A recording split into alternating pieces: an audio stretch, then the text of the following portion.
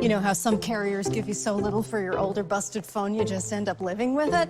I don't think so. Verizon lets you trade in your broken phone for a shiny new one. You break it, we upgrade it. You dunk it, doggy bone it, slam it, wham it, strawberry jam it, we upgrade it. Get a 5G phone on us with select plans. Every customer, current, new, or business. Because everyone deserves better.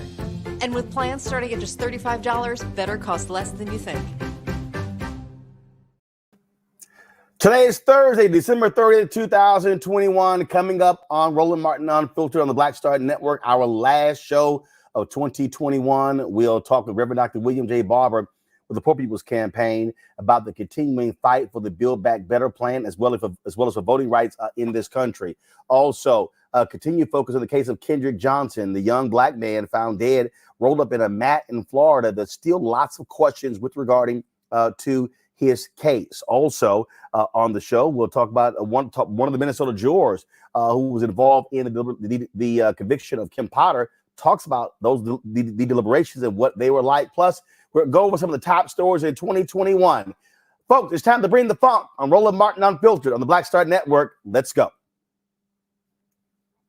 He's got it. Whatever the biz, he's on it. Whatever it is, he's got the scoop, the fact, the find. And when it breaks, he's right on time and it's rolling. Best believe he's knowing.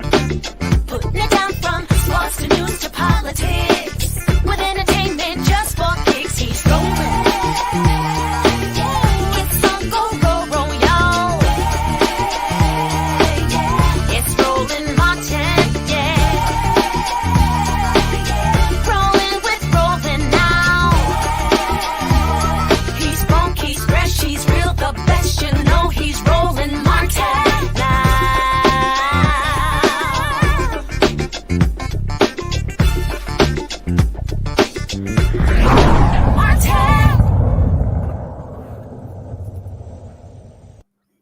The battle continues in the nation's capital to address issues of working and poor folks in this country. And one of the leading voices on that is Reverend Dr. William J. Barber, the Poor People's Campaign. He joins us right now live on our final show of 2021. Reverend Barber, always glad to see you, my fellow Alva brother. I've been working for the last week. I've been in my basement going over all of my archives, compiling photos and videos, and I've been going over just a number of stuff. I came across a lot of different photos, a lot of different videos involving you and others. And this has been an ongoing battle, not just with, of course, President Biden in the White House, but also has been a battle going back when President Obama was in the White House as well. And matter of fact, I'm going to see if I can show you this photo here. This is Annie Cooper, of course, from Alabama. She was one of the folks who was one of those foot soldiers this was at the march you guys had here in D.C. And she's been on the front line for quite some time, and so many others. And it's a continuous fight. Roland, first of all, thank you, man, and glad you're well. It is, and until America decides that we cannot just marginalize the issue of poverty and low wealth, is morally indefensible. You can't say you believe in anything in our Constitution, our Bible, and allow 140 million people to live in poverty and low wealth in the wealthiest nation in the world. Is constitutionally inconsistent, because we're supposed to establish justice, and it's nothing just about that. It's nothing just about billionaires made $2 trillion during COVID while 8 million more people fell into poverty. There's nothing just about that. And then lastly, it's economically insane, man. It's a drag on the economy. You know, when you refuse to pass something as simple as a $15 minimum wage as a living wage, you hurt the whole gross domestic product of this country. And then lastly, is politically just foolish, because poor and low wealth people now make up 40% of the electorate in battleground states and 30% of the electorate in other states. That's the sleeping giant that when it wakes up, it can fundamentally shift the politics. So whether it's Democrats, Republicans, Obama or Biden or Trump or Schumer or McConnell, it is just absolutely wrong to be ignoring the reality, especially when, Roland, there's no scarcity of resources or scarcity of ideas to fix it. It's just the scarcity of moral consciousness to address it. I mean, it's a perfect example. So we saw Democrats, moderate Democrats, people like Senator Joe Manchin demanding a congressional budget office score of the initial Build Back Better plan. And they kept talking about the impact it's going to have on the federal deficit and how it's gone. Yet asked for nothing. Nothing. When they pass easily a $7 trillion defense budget. Here we were talking about 4 trillion down to 3.5 trillion down to 1.8 trillion. And it was all this consternation and, oh my goodness, what we gonna do? But over here, almost $8 trillion. No problem. Go right ahead. No problem. Over the same 10-year period, you know, and that's and all of those are red herrings. Is you know, we are trapped. Jeffrey Sachs just wrote an article where he talked about the trap of neoliberalism and the trap of trickle down since Ronald Reagan. We're trapped in that foolishness. And then, of course, Roland, as you know, and I talk about all the time, there's racism inside of all of that and classism inside of all of that. But at the end of the day, it's pure greed. And with somebody like Manchin, and I'm at the point, and I'm going in the new year a little different, Roland.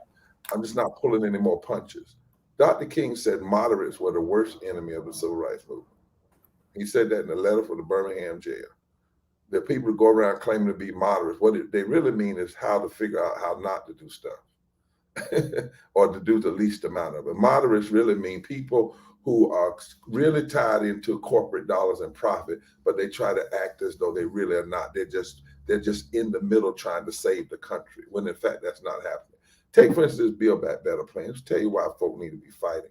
First of all, we've already given over $4 trillion to corporations, Roland, in less than 20 months.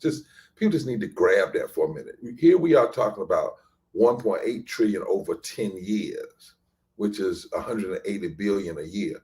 We've already given nearly $4 trillion to corporations in less than 20 months. So to just throw that lie that we don't have the money out the window. Secondly, when you think about something like the Build Back Better plan, it is a step.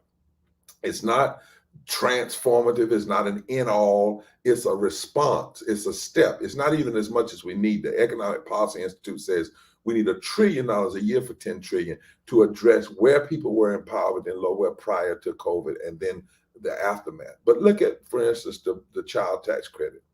We're talking about 35 million households being helped. We're talking about poor families. Now, who are they? Well, 33% of poor and low wealth people are white. 33% of them. That's 66 million Americans. 60.9% of Black Americans are poor and low wealth. That's 26 million Black Americans, 73 million women. So if you are against the Build Back Better plan and child tax credit, it's a form of racism and it's a form of classism. Go to the earned income tax credit. The earned income tax credit will benefit 17 million low-wage workers. 10 million of them are white. 2.8 million of them are Black. 2.8 million are Latinos. 678,000 are Asian.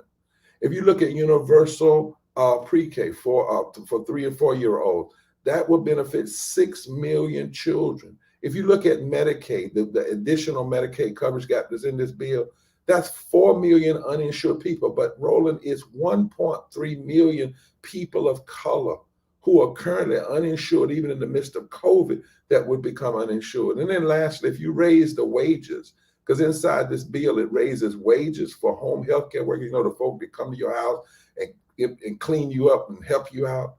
28% of those home health care workers are Black. 23% of them are Latino. So this bill, unlike the infrastructure bill, most of that money is going to white contractors, but the males. But the big BBB, the majority of this money will benefit poor and low-wage people and a large portion of African American and other people of colors. So when you block this and try to stop it, what Manchin is doing, it is not only hurting people, it's specifically a matter of racism and classism. That's why we cannot let a phony deadline of December be our deadline. Our deadline has to be victory. And lastly, we cannot separate the battle for economics from the battle for voting rights. That's a trick. Right now, they're trying to get the Black community to focus all of our attention in January and on the King Day on just voting rights and forget the Build Back Better plan. That is not King. That's not what Dr. King would have done. He said 3 triune evils: poverty, militarism, and racism have to be addressed simultaneously. And Roland, one more stat.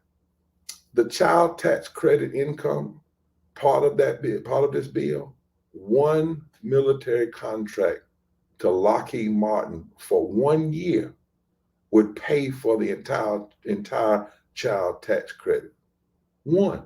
Just one contract would pay for the whole 10 years. So this is a serious moment in our history, and we better be careful that we don't let people bifurcate us. Well, Black folk won't be over here fighting for voting rights, unions over here for this other stuff. No. These are simultaneous battles. That's right. And that's why the Poor People's Campaign is not backing up. We were in West Virginia on Christmas Eve. We're announcing on the 7th, we're going to launch a call-in. Since COVID's keeping us from sitting in, we're going to do a cold call-in every day until we win, until we beat this. And we're going to do other things throughout the course of the year. I'll be talking about with you later. Bringing my panel now: Reese Colbert, Black Women Views; Greg Carr, Department of Afro-American Studies, Howard University; Faraja Muhammad, radio, TV host. I'll start off with you, Reese. Question or comment for Reverend Barber? Hi, Reverend Barber. It is always an honor to be in your company. You talked about not pulling any punches. What is your stance beyond Joe Manchin, the resistance in the Democratic Senate caucus towards some of these large, priorities like Build Back Better and the voting rights? Well, we have to say Manchin was the front person. There are about 13 so-called moderate Democrats, and they're all basically, resisting. We knew we had a big problem when the American Rescue Act was being pushed through, and Manchin and Sinema and some of these other moderates voted to take the $15 living wage out of the bill. Now, people didn't call that racism, but if you look closer, that would have impacted 32 million Americans, and over 40% of Black people would have been raised out of poverty and low wealth with just one vote, one bill. And a Black vice president, a female, would have passed the deciding vote. So one of the things we've got to do is attack the whole system. We got to challenge the moderates. We have to challenge Sinema and Manchin. So one of the things we're doing, based on what we have seen this year in the inability of this Congress to act, inability of Democrats, even with the majority, and the way in which some of our people, I think, are making, we think, strategic mistakes. We're calling for a mass Poor People's Low-Wage Workers Assembly and Moral March on Washington on June 18, 2020. We're going to begin and not just as an event, not just as a day, but as a declaration. And on that day, June 18, 2022. June 18, 2022. That's right. I'm sorry. And on that day, we're going to put in front of America her own self. This is not going to be a place for people to speak on behalf of people. But we're going to bring Kansas farmers and Black low-wage workers together, people from Appalachia and from the Delta, with economists, with religious leaders, and we're laying out an agenda. It's not just to be mad. It's declaring a third Reconstruction agenda is needed. We're going to say what that agenda is. But watch this. It's going to be a march on Washington to nationalize states, and then from Washington to the polls, because we're going to organize, and we are organizing, a significant number of this poor and low wealth people. We've done some data and found out that in most battleground states, it would take less than 22% of poor and low wealth voters who are already registered, who didn't vote in the last election, to change the outcomes of elections in that state. Most of them don't vote because they never hear Democrats or Republicans talking about poverty and low wealth. What we're doing is saying you got to start voting for yourself. You have to start exercising your power. So we're trying to wake up this sleeping giant and shift the moral narrative in this country and build political power. Otherwise, the moderates are going to continue to do what they do, which is always move more in terms of gradualism than fundamental change. Faraji. Good evening, William. Good evening, Reverend Barber. This is always a pleasure to talk to you, sir. First and foremost, I truly appreciate the work that you continue to do on behalf of the poor and the voiceless. But my big question is, Brother Reverend, is that we know that there is a political will, but something that you always speak about is having the moral will. We know that a lot of these politicians, they have the resources. They can do, like you were saying, you're putting out this, you're painting a beautiful picture in terms of what can change if they just decide to do the right thing. And that's the moral will. How do we get these politicians, these lawmakers, to have the moral will to move forward on such a powerful piece of legislation like this Build Back Better a bill here? Well, I think one thing, we have to call it a step. You know, we've resisted calling it over. I think Democrats overplay stuff too much. They think this is the most transformative. This is the most money since the Great Depression. Well, that's actually not a good thing to say. If $1.8 trillion is the most that we've spent since the Great Depression, considering the problems that exist in this country, but it's a step, right? So one of the things we're doing in the Poor People's Campaign, we have 47 coordinating committees now, and we are committed not just to marching and sending letters, but we're committed to nonviolent civil disobedience if necessary. We're committed to, we're organized with religious leaders and advocates in all these states. And so when I say that we're mobilizing towards June 18th, that doesn't mean we're just organizing for a gathering. We're organizing that. I won't say right now everything is going to happen leading up to that and everything's going to happen that week, but I will tell you that you only create moral will by creating moral tension. And that, I mean, just and anybody that tells you, I don't care if they're a black leader, I don't care if they run a civil rights organization, if they call activism in the street mere performance, if they call people putting their bodies on the line mere performance and suggest that they can do everything in the back room, the truth that they don't know history, they don't know how to do, they're not honest about political power, and it just doesn't make any sense. So we intend to create moral tension in this year coming. We intend to put people together who you normally don't think would be together. If it wasn't for COVID, we had to be smart. We launched Moral Mondays nationally in Washington, D.C., and had the largest number of people ever arrested in D.C. at one time happen this past summer. Now, it was somewhat hindered, because of COVID restrictions. But I'm telling you, the people that I talk to, whether they are they're Latinos, or whether they're Deep South, or not, they are tired, sick and tired. Not the kind of tired that wants to quit, but what this Congress has not done has only emboldened their sense of a need of agitation and moral tension. You never get any transformation. That's why you will constantly hear me say the movement we're building includes all people, and the people who are leading it, who are at the front. I'm a servant of the movement. I'm not the leader of the movement. I'm a servant of the movement, because the real leaders are the people who have to live in this craziness every day, who feel the brunt of these bad policies every day. They have far too often not been elevated. What has happened is people speak for them, or people go in back rooms claiming they're for them. Well, it's time to put them in the front room and on the front stage and at the mic and if necessary in the street and wherever until we create the necessary moral tension is the only way you're going to get.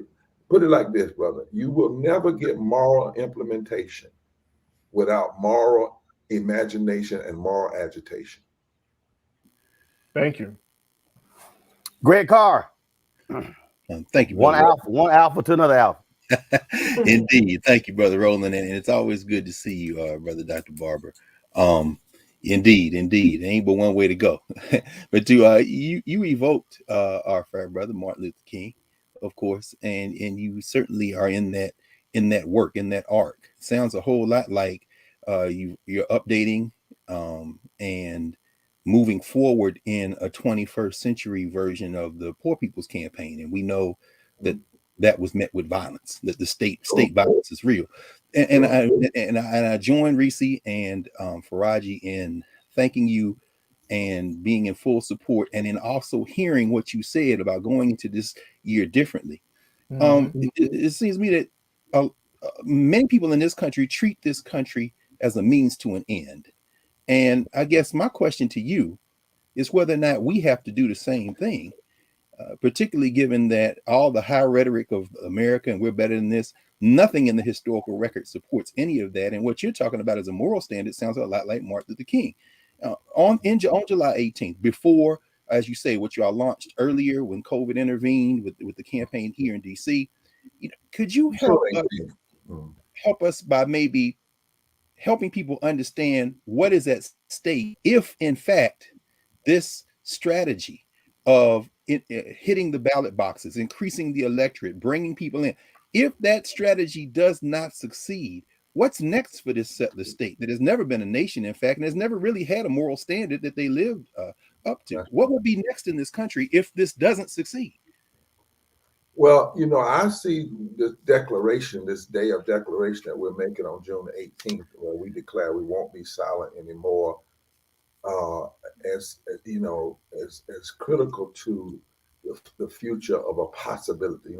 America has possibility, and it's often destroyed its own possibility. Dr. King talked about we have an anemia of these, the high blood pressure of creed. And, but you can also go back to Frederick Douglass after the Dred Scott decision. And we use a lot of our modeling too from the first Reconstruction movement, as well as the Civil Rights movement. Frederick Douglass, after the Dred Scott decision, called it a monstrous decision. And he said, but every attempt to ally the abolition movement has only served to intensify and embolden our agitation. And when they passed the Dred Scott decision, Frederick Douglass said something I think about a lot.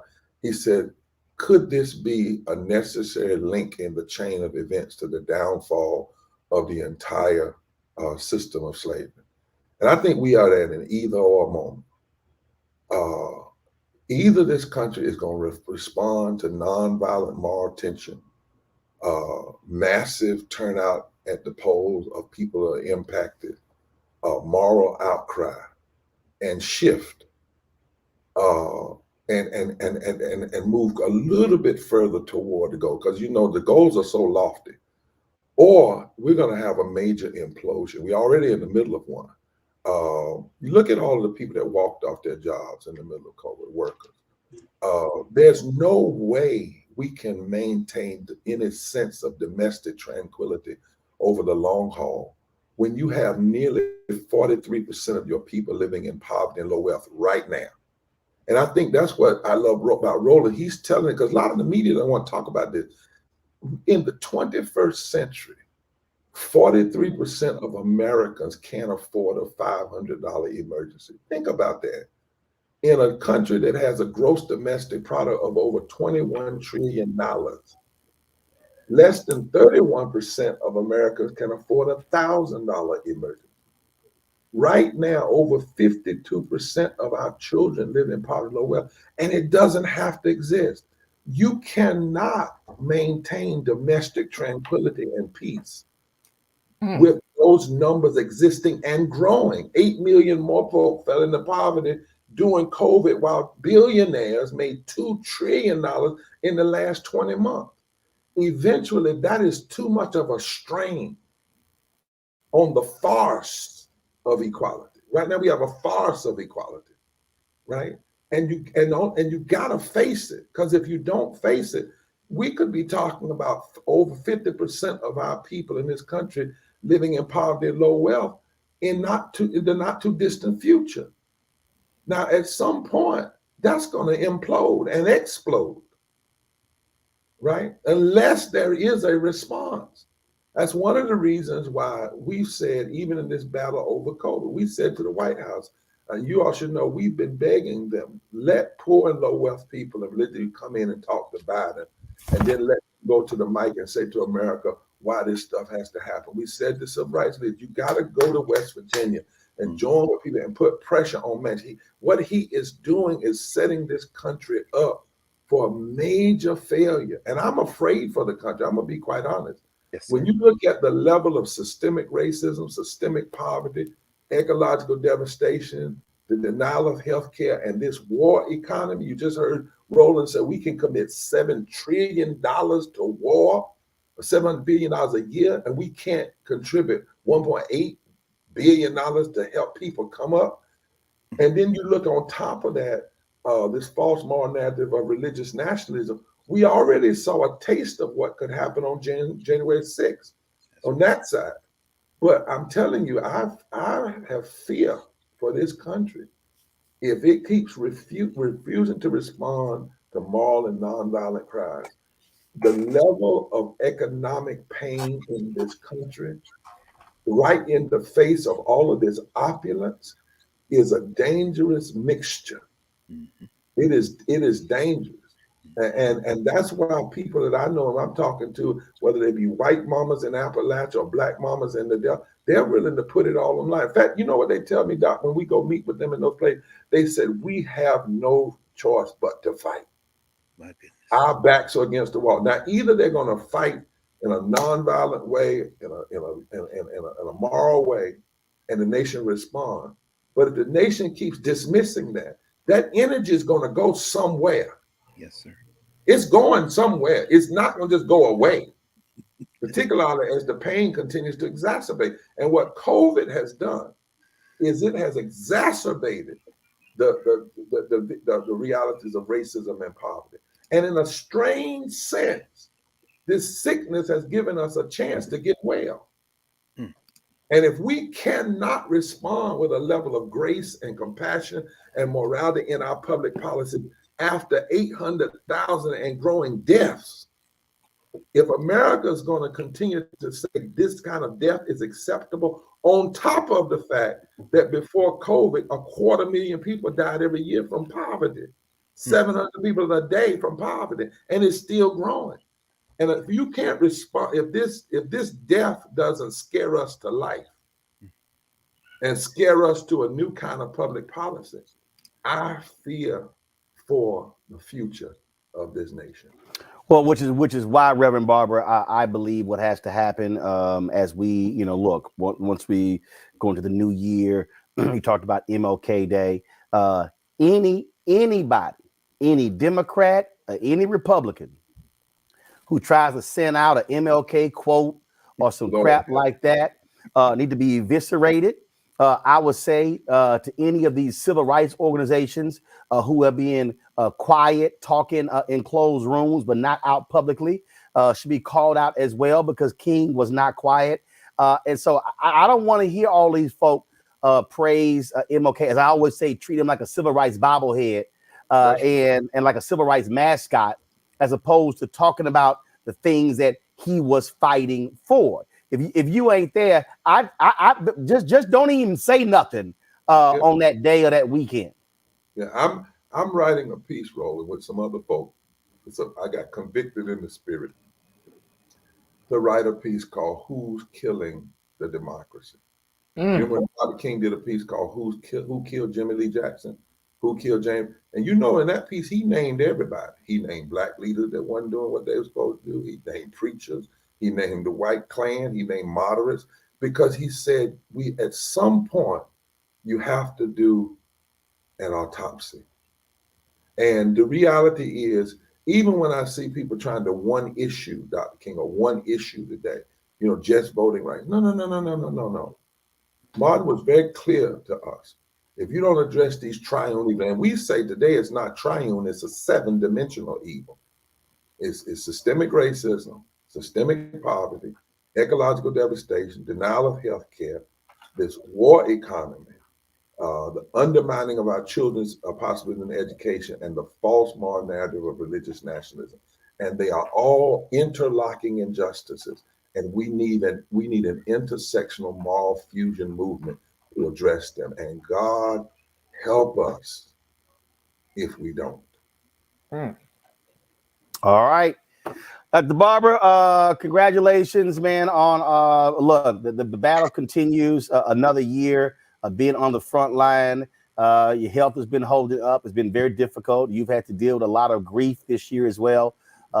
Folks passing away, and you know, people love to go to the preacher, the senior pastor, and put all of their cares on them. But the reality is, our leaders need to be prayed for as well, and need respite. Dr. King understood getting away.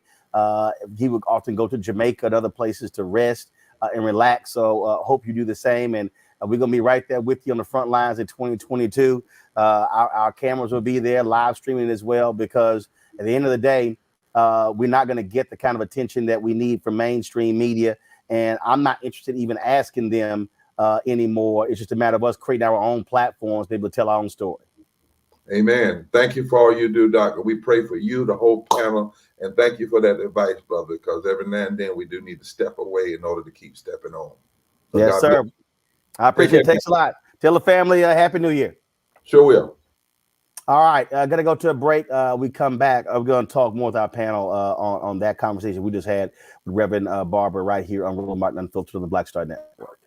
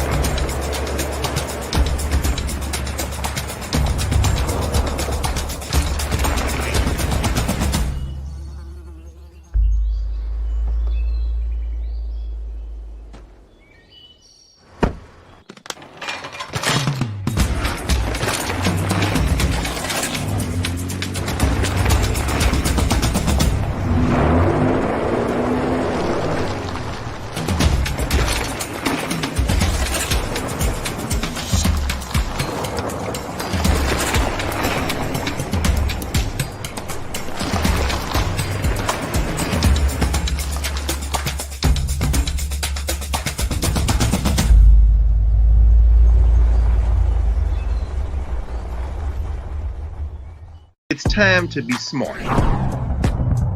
Roland Martin's doing this every day. Oh, no punches! Thank you, Roland Martin, for always giving voice to the issues. Look for Roland Martin in the whirlwind, to quote Marcus Garvey again. The video looks phenomenal, so I'm really excited to see it on my big screen. Support this man, Black Media. He makes sure that our stories are told. See, this difference between Black Star Network and Black-owned media and something like CNN. I got to defer to the brilliance of Dr. Carr and to the brilliance of the Black Star Network. I am rolling with Roland all the way. Honored to be on a show that you own. A black man owns the show. Folks, Black Star Network is here. I'm real revolutionary right now.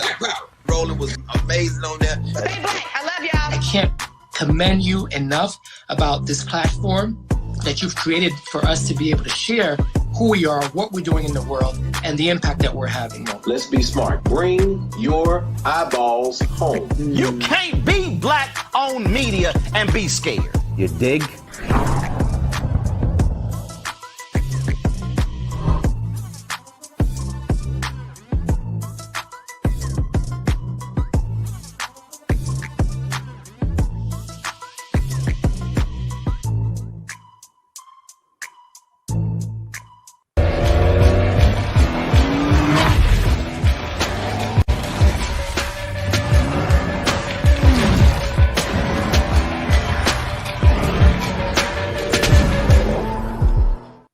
I'm El DeBarge. Hey, yo, Peace World. What's going on? It's the Love King of R&B, Raheem Devon, and you're watching Roland Martin Unfiltered.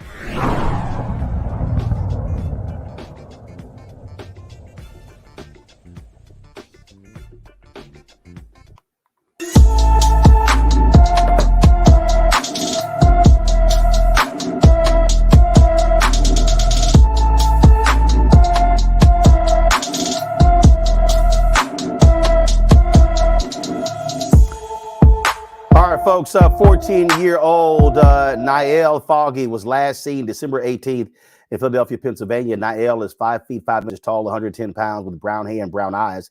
She has dimples in both cheeks, and both of her ears are pierced.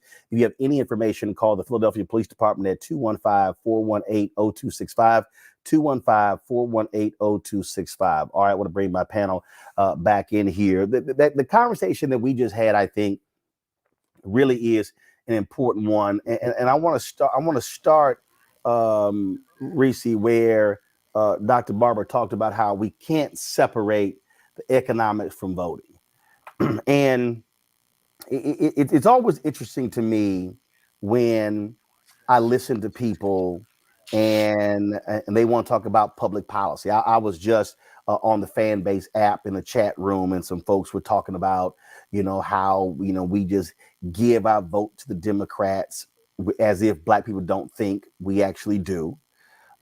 In fact, we think far more diligently about how we vote than, frankly, than a whole bunch of other people. And one of the things that folks were saying, well, with the CDC, they ain't doing this and not doing that. And then I had to remind them, I said, well, that's not true. The George Floyd Justice Act passed the House. CDC led that. The For the People Act, the John Lewis Act. I mean, I went on and on and on. And so we're very good at criticizing our institutions, saying they ain't doing this and not doing that, when in fact they are doing stuff. And what you see, what Reverend Barber is talking about here, is you cannot talk about voting rights and ignore the economic reality of what those votes mean. I go back to Maynard Jackson. When he became mayor of the city of Atlanta, Black people were getting 0.0012% of all city contracts. And he came in and said, this is going to change. His grandfather taught him the 3 B's, the ballot, the book, and the buck. And so he understood how political power can drive economic power. And those two things went together. And so when they were about to redo the Atlanta airport, he said point blank, tumbleweeds will be rolling down this runway before I allow it to be reconstructed without significant Black participation. It's the economics. Marion Barry understood that. Coleman Young in Detroit understood that. Hatcher in Gary, Indiana, Stokes in Cleveland, those Black mayors understood that. And so what do you think is going to require for us to get folks to understand you cannot talk about voting if you don't talk about the money? Maybe Putin deciding that Black people should be very much attuned to this, particularly on social media, because it seems like our attention span on social media and the narratives that are driving it are about chaos, are about discontent, as opposed to education and empowerment and really understanding how to move the needle. I mean, I was pretty appalled when I saw a lot of the feedback. And granted, I've talked about disinformation campaigns and how some of what we see is manufactured or artificially boosted, but I was very much appalled when I saw the reaction to when Vice President Kamala Harris, for instance, was touting the child care tax credit or the child tax credit, that people were saying things like, I don't care, sis, cancel my student debt, or, being very dismissive of it. Or even when she laid out the lead pipe removal or lead water removal plans, and people were again talking about, what other things that haven't been done, as though these are not issues that particularly impact our community. And so I think we have a breakdown in our communications. We have a civics breakdown, and people are more focused on what is driving discontent. I understand that voting rights is touted as the Black issue, even though it's not just something that affects Black people. You have disabled or differently abled people who are, disenfranchised through different voting measures, Native American community, et cetera, et cetera. And even when it comes to the Latino community down in Texas, they're getting notes about verifying their citizenship in order to be able to vote. So, you know, the voting issue and even civil and criminal justice are touted as the Black issues. And that allows people to really take their eye off the ball on a lot of these economic issues that are impacting us, particularly the environmental justice issues with all the money that's going in the American infrastructure plan. And so I think we have to broaden our own lens. We have to broaden our emphasis and our focus and hold people's fuel to the fire, because it's inexcusable that, you know, you have people more up in arms about a hashtag, cancel student debt hashtag, or more up in arms about whatever, you know, Charlemagne and it's, you know, said to Vice President Kamala Harris, when there's billions of dollars in Black farmers aid that is being held up because of a lawsuit, and there's no galvanization in our community around that whatsoever. So we, you know, I will never, ever absolve politicians from their job. You know, I stay on Chuck Schumer's ass about stuff because nobody else seems to do it. But I think as a community, we need to show that maturity, that electoral and that civic maturity to start paying more attention to all of these issues that are impacting us in particular. The thing that gets me on this whole thing, Faraji, is when I listen to people. And again, I mean, I literally was just in this chat room and I mentioned the amount of money the HBCUs have received over the past 18 months. And it was met with, well, they give us some trinkets. And I'm like, we're talking big. Mm-hmm. I literally said I said, do y'all realize that the federal government has given Tennessee State, Greg's alma mater, more money in the last year than the state of Tennessee gives Tennessee State, and it's a 4-year school. I said, on average, these HBCUs have received $25,000 per pupil. What Reese just said about child tax credit. Yeah, okay.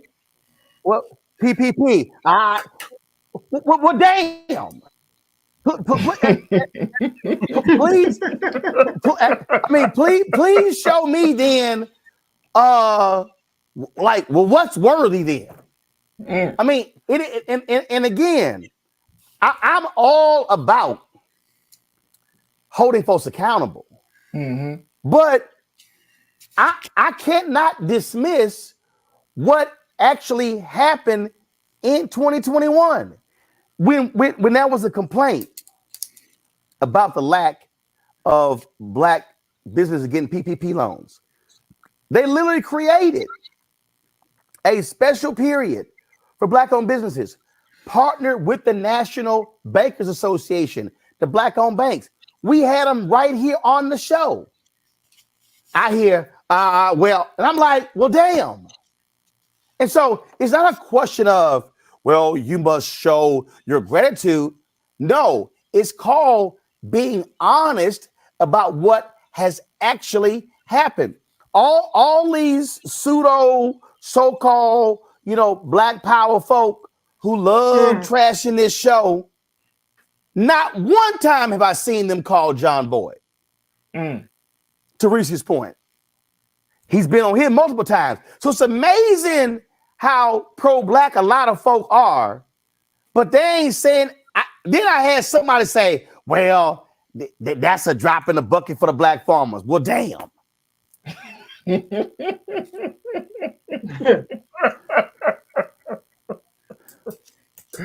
Well, I think a couple of things, Brother Roland. First and foremost, I mean, I think that people are seeing all that they experience. Like when you listen to Reverend Barber about, I mean, he was just breaking down the data in terms of the number of people in this country that are poor. And you know, not to prop anybody up here. I mean, we're all just a couple of paychecks shy, might be, you know, of being in certain, you know, categories.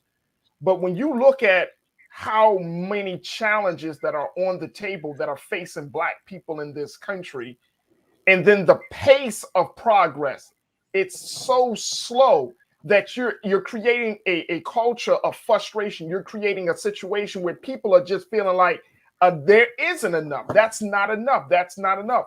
But I think to your point, the ball has to start rolling somewhere. The trickle of the little bit here is just the beginning point. And it's unfortunate. The unfortunate part about this whole dynamic is the fact that with each new administration, with each new congressperson, we got to kind of go back to square one. And that's the frustration. We gotta try to appeal our case again to lawmakers. We gotta like the good Reverend said, we gotta add the moral tension again and again and again every 4 to 8 years. We gotta continue to put on the gas. But that's part of building a movement. That is the necessity, that there has to be consistent effort. We tout the great names of Dr. King, Malcolm X, and Fannie Lou Hamer, and all of those. But one of the great things in character traits that each one of those folks had is they never gave up. They never stopped having the faith. They persevered, and they took every gain that came to them. That was the thing. Every time there is a small win, they took it and move and build the momentum from that small win to move forward. And that's how we have to see. Look, this is the United States government, folks. Do you truly, truly believe the United States government, one of the most wicked governments in the history of this world, if not the most wicked, do you truly believe that they have to give us anything, that they want to give us anything? So we have to put things in its proper context and perspective to look at it, that if we're making some moral gains, if we're getting $5 billion for Black farmers, or if we're getting money for HBCUs, we got to take that win, but at the same time, keep the foot on the gas so we can keep it up the ass of those who want to make sure that they trying to stop the progress. I mean, the Reverend, I'll end it like this. Reverend Barber said that one bill could have saved 32 million Americans. One bill, one vote. And look at how the heart of the lawmakers have just hardened to the point they don't even give a damn. So we got to get into a space that we got to take the wins, but we got to keep that foot on the gas, to keep it up the ass of all these lawmakers, to make sure that they understand that we got to be serious about our own progress and freedom. We got to be serious about our own movement and revolution. But the problem I see with this, Greg, is when it is a singular conversation. What I mean by that is we, for some reason, whenever we have these conversations, it always reverts back to the federal government. Without realizing that if you actually add up the state budgets, they exceed federal. So when we're talking about how do we make economic change, literally, somebody made a statement. Somebody made a statement in this chat room about how we own all this stuff before the Voting Rights Act, and now we don't. I said, well, us voting ain't had nothing to do with that. I said, what we owned before, I said, during Jim Crow was because we couldn't live and eat and work anywhere else. I said, then when integration came, we then went all about. So I then said, well, okay, so if we keep having this gentrification conversation, I remember when I was moderating the National Urban League State of Black America report, and gentrification was one of the big issues. And I turned to the audience and I said, I'm sorry, are we going to have a conversation about gentrification, or are we going to come back a year from now and the National Urban League has created an investment fund to buy up the land that's in our neighborhoods, so therefore we still own it?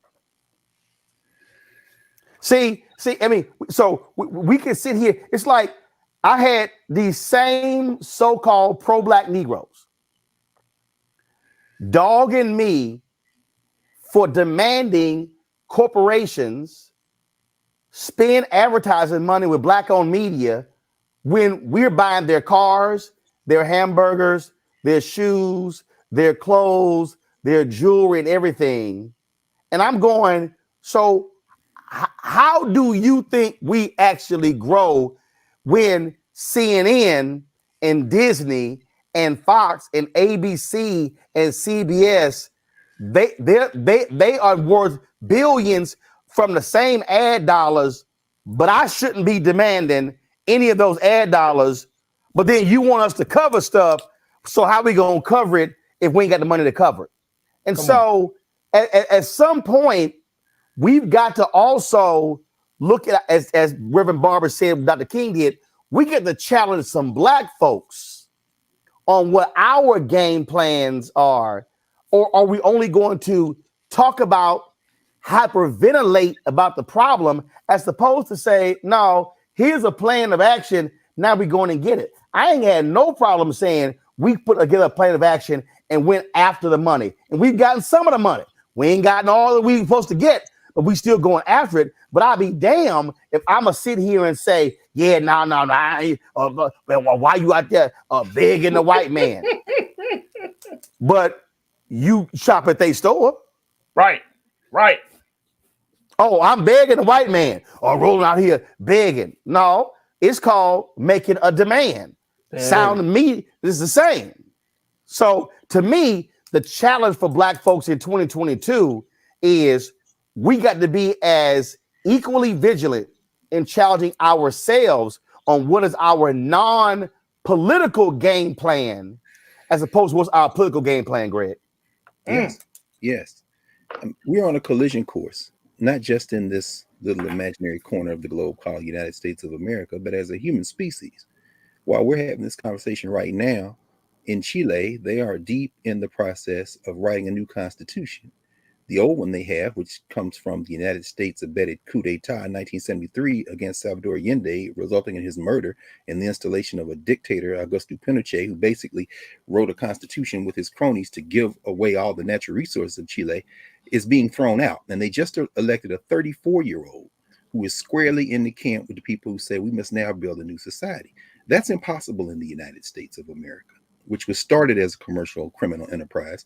And Reverend Barber, our brother, as he said, walking into 2022 with a different attitude, is firmly on a collision course. So are you, Roland. You're not going to censor what you say. You're not going to not speak truth to power, regardless if you get $1 billion from white advertisers, white companies, or 1 penny or nothing. And I think that too puts you on a collision course, puts us on a collision course, because the system we are in is unsustainable. We heard Reverend Barber talking about that. One of the most difficult things we have to face in this moment, of course, is, and Reese keeps bringing this up in terms of the disinformation dimension of it, is the saturation of media. There is so much to watch that people tend to watch nothing. There was a recent poll in the UK which asked the population there, who do you trust for COVID advice? The number one category was friends and family. Because in a not doctors, why? Because when there is white noise everywhere all the time, you tend to go to the thing that you can feel like you can rely on the most, and that is a very local conversation. Now, the problem, of course, with that is that there are no local conversations in a modern world system, because there are people who are monitoring the whole thing at one time. This young guy was elected president of Chile, and the markets immediately attacked him. And you see the Chilean stock market begin to dip. Why? Because the market has other interests than the people. This is why there's a collision course.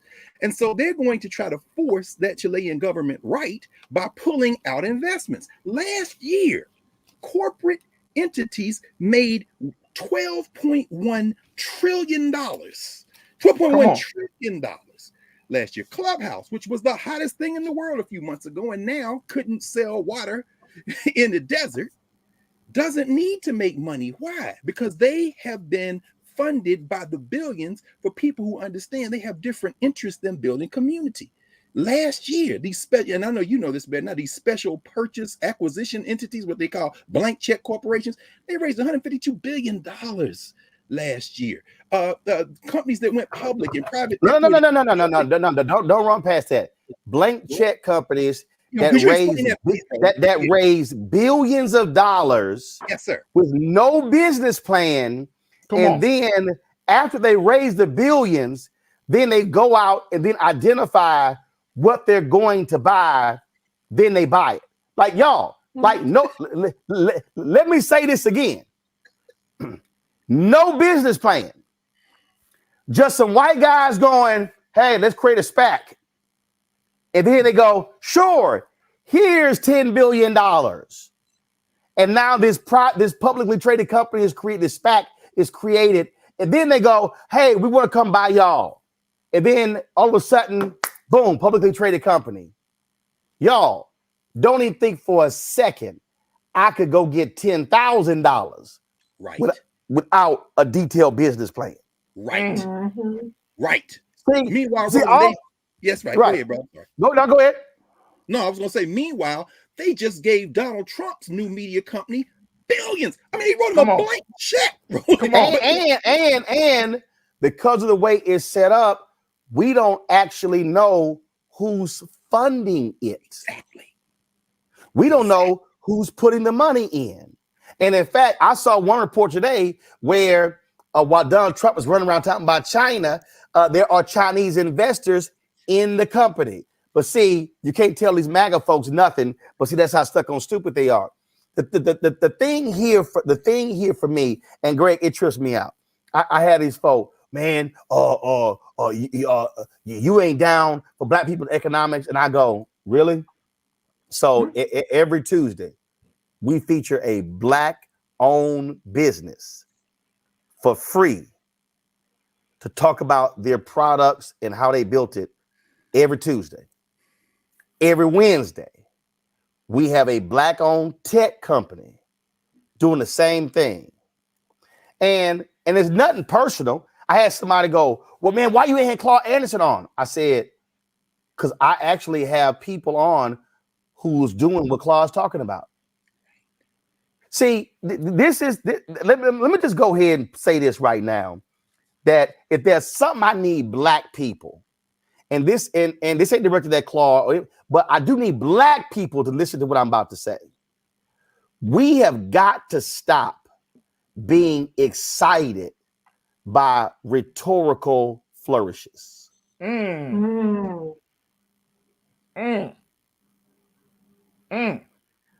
Listen to me clearly. We love to listen to people talk about what we should be doing. Come on, facts. As opposed to listen to people who are doing what others are talking about. And the only reason I'm using Claude Anderson as an example is I've met Claude before. I like Claude. But I'm actually doing what Claude talks about. One of the things Claude Anderson talks about is to build a black community, you need a media apparatus. We built it. He says you use your media apparatus to then tell the stories of other black people.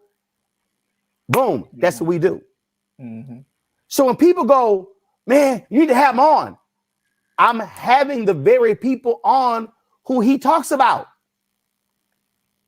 See, that's the thing people understand. See, what y'all got to do is go to the Breakfast Club and look at the views. And look, they'll have this person, that person, 1 million, 2 million. Rhetorical flourishes. We love people who can turn phrases. Man, they were dropping that knowledge. They would drop. Okay. What are we going to do with it? See, I'm about doing something with it. That's why y'all can run the video. We get aired on TV One. When I turned to Mark Morial and I said, Mark, I want to come back here next year, and the Urban League has created $100 million gentrification real estate fund to go buy property. I'm tired of talking about gentrification on these damn panels. Right. I want to talk about us creating the crowdfunding campaign, but we actually did it. Right. The brother in Atlanta, I think was named Jay Morrison, did that. Whole bunch of folks, man, but the brother, he ain't shit. I said, hold up now, see, now we run around, says what folks should do, then we talk about what folks should be doing. Last night, we had my brother Isaac Hayes III on. When he came on the show, they had raised $150,000 via their crowd fund in the first 24 hours. This morning he posted, they've already hit 300,000 on their way to raising 2.5 million. Y'all, if we gonna do something in 2022, it's time, and Greg wanted to speak to this, where we stop flapping gums, where we stop rewarding people who talk a good game, and then we start saying, no, what are we doing? How did we grow? How do we get bigger? How do we expand? I am tired of, I am 53, turned 53 in November. I'm not interested in the woe is me conversations. This is about how do we achieve progress, and that means on the city, county, school board, state, federal level, private business, corporations, you name it. What's not going to happen on this show, and I'm gonna tell you, I had somebody tell me, man, why don't you have this brother? I said, you want me to put somebody on who all he does is trash me on YouTube and won't even show his face? And I'm sorry, what expertise does he bring to the table? You want me to bring somebody on who all they do is talk in front of a wall? They got a bad lace front, and all they do is talk about other Black people, and they don't have anybody of consequence on their show. So y'all want me to put them on my show. This is what I've said. All them people can go talk on YouTube by themselves. They can go on IG Live, Facebook Live. They can go on all the lives they want to. But what I'm not going to do is put on mess to create mess. What all we have in the Black community is a whole bunch of mess. Ain't interested. That's why y'all ain't gonna see now. Look, now Reese love them housewives shows. That's fine. I don't care. I'm good. I know. I see your tweets, but y'all need to know you ain't gonna never ever see a housewife on this show. And if they come on this show, they not gonna be talking about none of them housewives. Because I'm sorry, I got finite time and I have limited time for mess. Right. That has to be our focus in 2022, Greg. Moving forward progress, and not just talking about what we should be doing, but talking about what we are doing. Go ahead before I go to break. Absolutely. Well, quickly, I mean, here we are on the fifth night of Kwanzaa. Nia means purpose. And that purpose speaks to working together as a community to advance. Unfortunately, there is no definition of Black community. You framed it perfectly, Roland. Up until the end of American apartheid, we were forced together. But after the end of legal apartheid, what you see is, and you've seen it happen in South Africa since the end of apartheid there in the 1990s, you've seen in that community what happens in all communities in a capitalist society. The Black elite begin to distance themselves. So there is no we, so to speak. The same people, and I'm not talking about Black people, the same people who are funding Clubhouse so they can lose money for years and it never matters, who can inject in chaos, the same people who are doing these shadow investments and just going out giving people money are the same people who paid your mansion. They're the same people who don't want the White House records released. They're the same people who have Ron DeSantis in witness protection right now as people are dying in Florida. They have an interest beyond that. We have to start treating this country the same way everybody else treats it in that category, as a means to an end. And so the political, what you're doing here is not being done anywhere. You have people who represent the full range of opinion, idea, and work in Black communities globally. That is a fool's errand in some ways, because what you imagine, like what the rest of us try to imagine, is that Black community means something. But in fact, the material reality is that it does not in a capitalist society. People will often pursue their class interests. Now, how does that relate to what Reverend Barber was talking about very quickly, because I know we're going to break? The simple fact of the matter is that Andrew Young in Atlanta and Maynard Jackson in Atlanta were not Marion Barry in Washington, D.C. They came out of different traditions, although closer Young to Barry. But Marion Barry's commitment was to grassroots empowerment, and he used political office to that end. Andrew Young's commitment and Maynard Jackson's commitment were no less different, but their concept of getting there was different, which is why Martin Luther King, shortly before he died, when Andrew Young began to engage in a critical examination of King's philosophy, said, "No, Andy, I don't want to hear from you tonight. You're a capitalist." So Reverend Barber represents, when he says this moral tension is going to emerge, the crisis in this country is a material crisis. And the reason Black people look to the federal government is because in the annals of this country's memory, the federal government has often been the in loco parentis, or the heavy to weigh in with the interests of Black people, when basically the first Reconstruction was the North allowing the South to have home rule as a condition for keeping the country together. The second Reconstruction was Black people trying to violate that principle. And what did we get for the last 50 years? A violent pushback. If we keep this up, it's going to be some violence from the state. And Merrick Garland ain't going to do a damn thing about it. Finally, here we are on the verge of what Reverend Barber might call a third Reconstruction. But that will only take place if we understand that if the Urban League bought up $1 billion worth of property, and it displaced people who don't own homes because the property value went up or drove them out of their own communities, then the Urban League will be part of the problem. This is a moral crisis. And what you're trying to do and what you are doing with Black Star Network is trying to bring everybody to the table to have a very serious conversation about which way forward. And until we have that conversation, we can't just use the color of somebody's skin as a proxy for group advancement, because some of them Negroes are our enemies. And with that, we go to break. We come back. We'll talk with the parents of Kendrick Johnson, who are still seeking justice for the death of their son in Georgia. You're watching Roland Martin Unfiltered on the Black Star Network.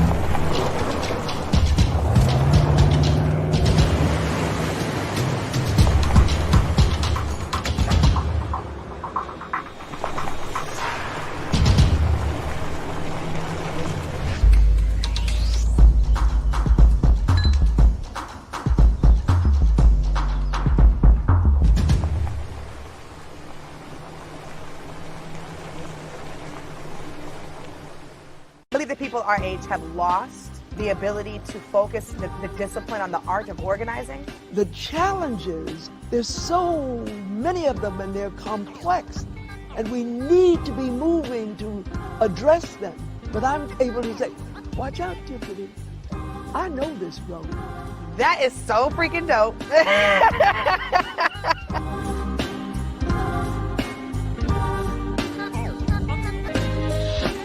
I can't tell Roland nothing because Roland got game. Roland is one of the best lefties I've ever seen in my entire life. So Roland kicked my ass the last 3 times I played, so I really have nothing to say to Roland. Fashion advice is different. You ain't got to wear black and gold every damn place, okay? Ooh, I'm an alpha, yay. All right, you're 58 years old. It's over. What's up? I'm Lance Gross, and you're watching Roland Martin Unfiltered.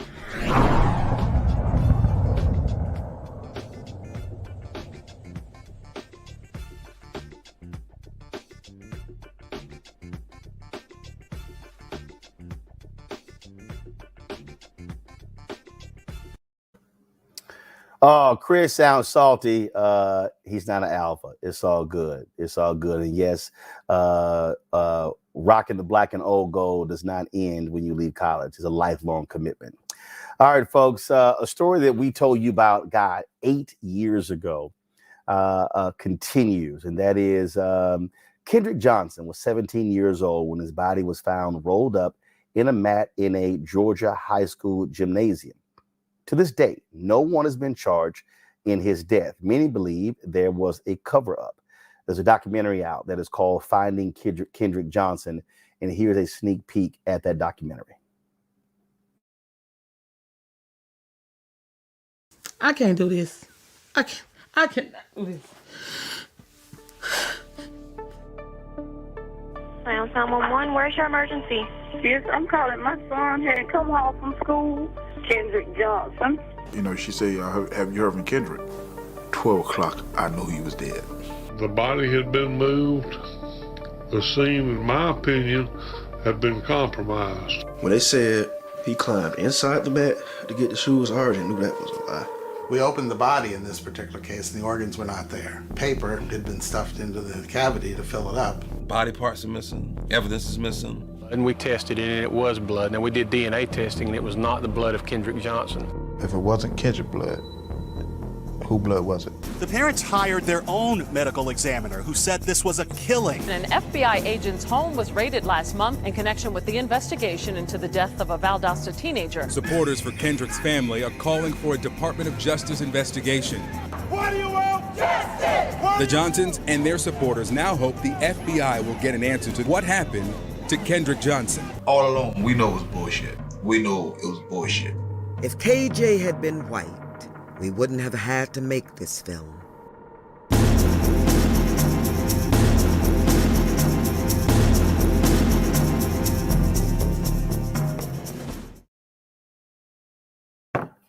Man, joining us right now is the parents of Kendrick Johnson, Jacqueline and Kenneth Johnson. Jacqueline, we have your camera there. Kenneth, if you could turn your camera on, that would be great. Jacqueline, I'm going to start with you. I mean, there's some things to me that are real basic. And I remember when this story first happened, and they said his shoe was inside of a mat. And they talked about how heavy the mat was.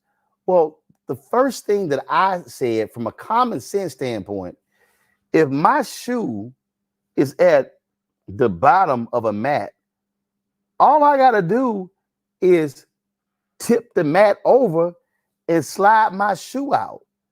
The logic of climbing down a mat to get my shoe just makes no sense whatsoever.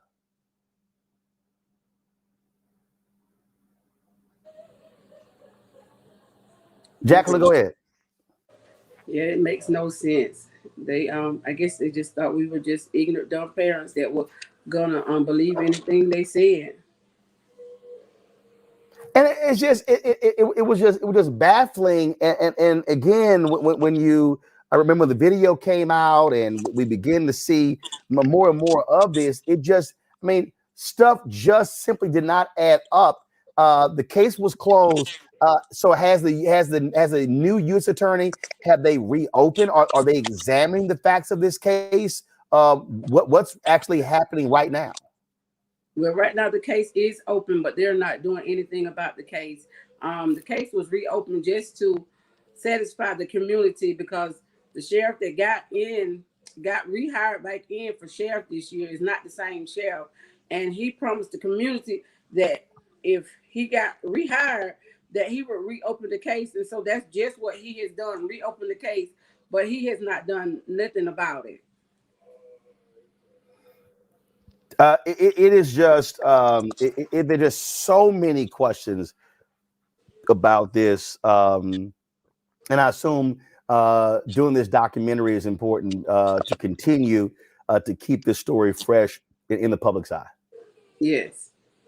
To keep spreading awareness and let the people know that what happened is just what we said from day one. Well, pulling my panel here, Greg, Reese, and Faraji. Any questions y'all have for Jacqueline Johnson? Faraji, I'll start with you. Ms. Johnson, again, our hearts and prayers and condolences go out to your family, especially at this time. I remember hearing about this case 8 years ago, and I was thinking to myself when Brother Roland was talking about it, I say, my gosh, it's been that long, and we haven't really came to any reasonable explanation of this. Not only would I agree with Brother Roland on the Matt issue, but to find that his organs had been removed and all of those.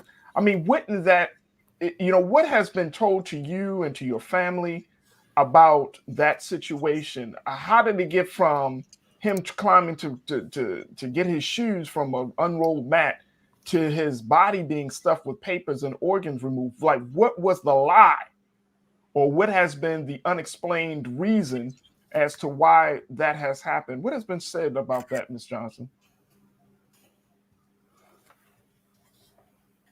First, about the shoe, we know that was a lie. Then when we found out, we didn't find out until the organs was missing, until we had our own pathologist to do an autopsy on KJ. That's the way we found out about the organs.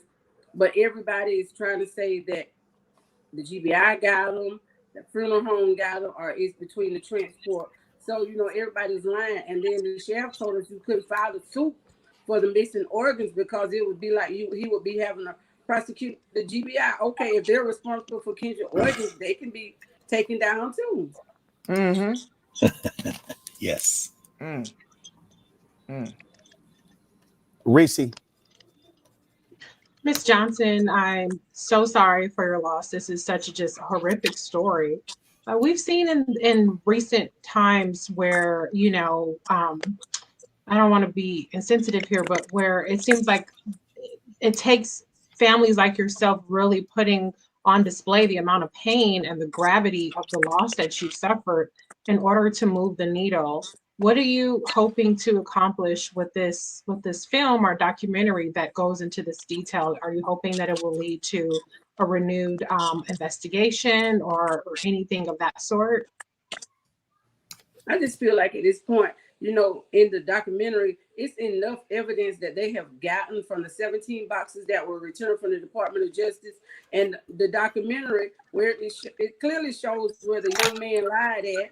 That it's enough evidence. I just want this is a case that it's been politics. They have turned it into it's not about Kendrick dying. It's about covering up for people that supposed to have been in, that we shouldn't have had to be fighting for. The people should have been in places. Well, they're in the place that they should have been doing their job.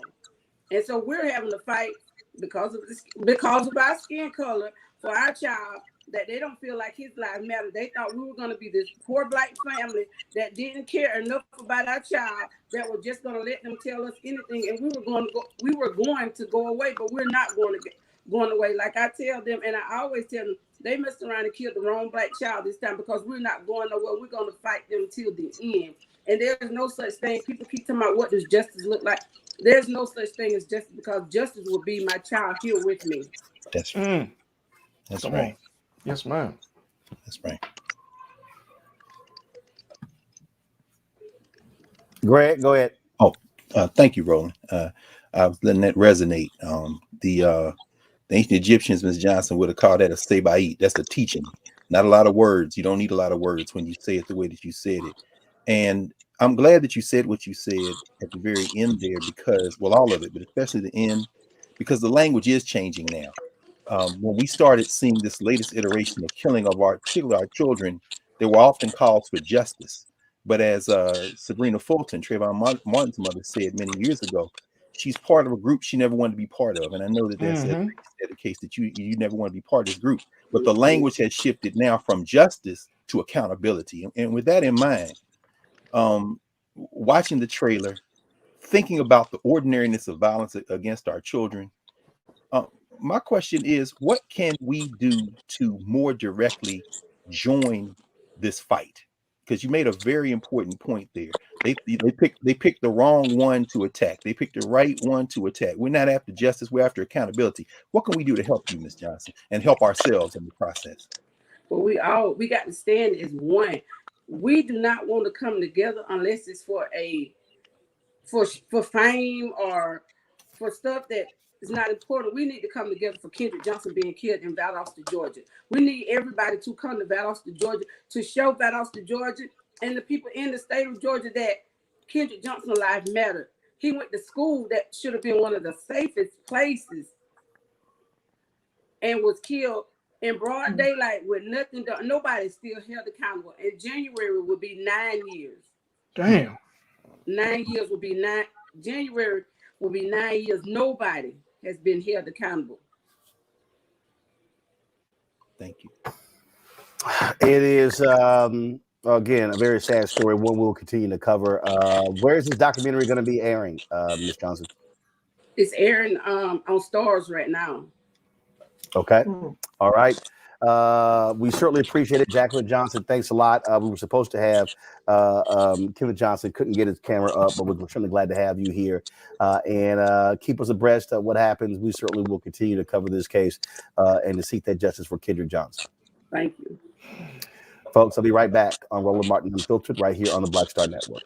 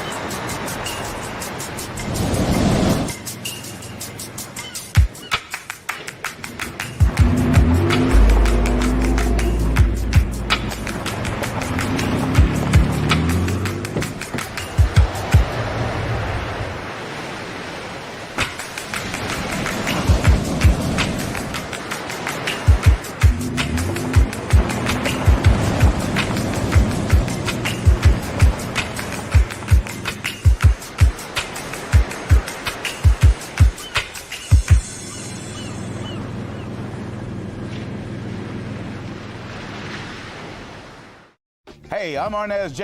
Black TV does matter, dang it. Hey, what's up, y'all? It's your boy Jacob Lattimore, and you're now watching Roland Martin right now. Stay woke.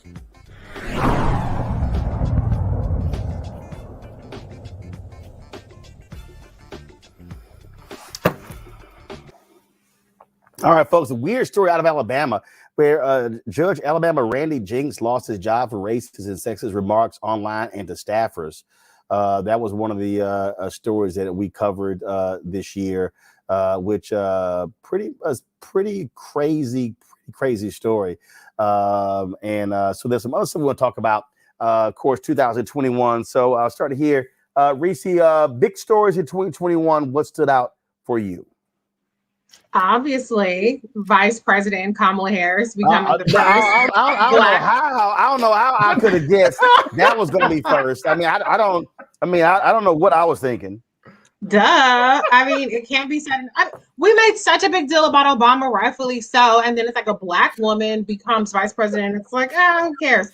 For me, the biggest story of the year is Vice President Kamala Harris becoming the first Black woman, the first Black person to be the vice president. And I'll go ahead and throw on her South Asian lineage because that counts too. Shout out to her Indian folks. But that's a huge story. I'm going to keep talking about it because apparently I'm the only person who seems it's a big deal. So shout out VP. And she did a lot of things. I mean, if I get a couple more seconds, she did a lot of things that were very significant. All of the media focus outside of, this show, I'm the one who goes hard for her all the time. But the mainstream narratives were all about stupid little piddly shit. But we didn't talk enough about the fact that she led the charge in terms of the maternal health crisis, having marking the first time Black maternal mortality was marked in the White House, as well as having an entire maternal health day of action. She recently announced a lead plan removal in terms of the water and the piping and things like that process that she's leading up.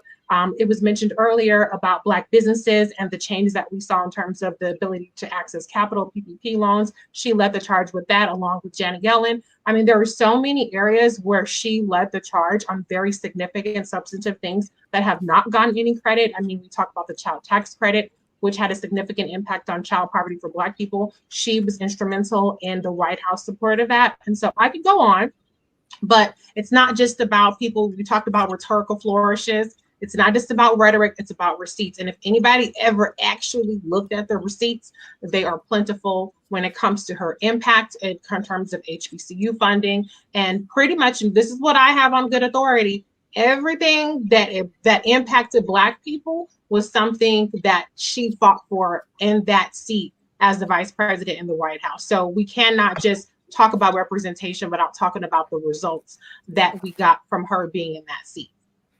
All right, Faraji, what stood out for you in 2021?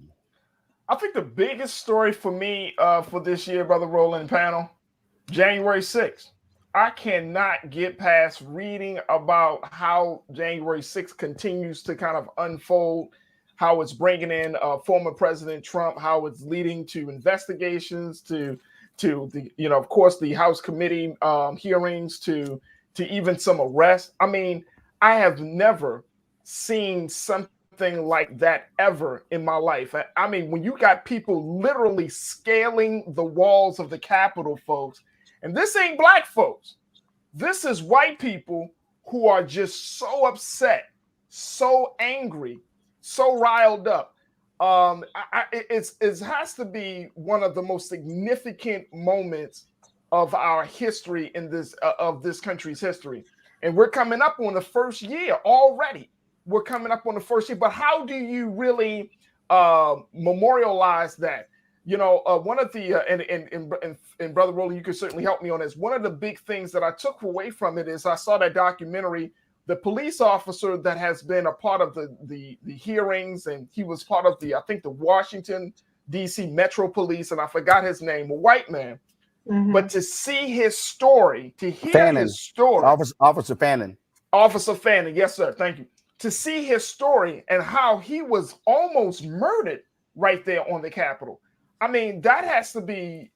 And I mean, if you're a political science person, or you just like to see, you know, social science, I've never, ever seen that in my life. I remember just watching the TV in awe, in shock. I mean, I was going through a lot of different emotions. But one of the big things that I gleaned from that moment was the simple fact that if the United States government is falling apart for white people, where it has always stood up for white people, hell, we ain't got no chance.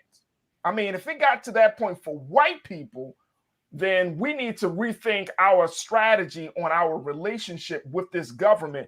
Because if white people are scaling the walls, not getting shot down, white people are scaling the walls, killing police, they're scaling the walls and not truly being prosecuted, we have no chance in terms of moral redemption. We have no chance of getting the type of freedom and justice and equality that we deserve.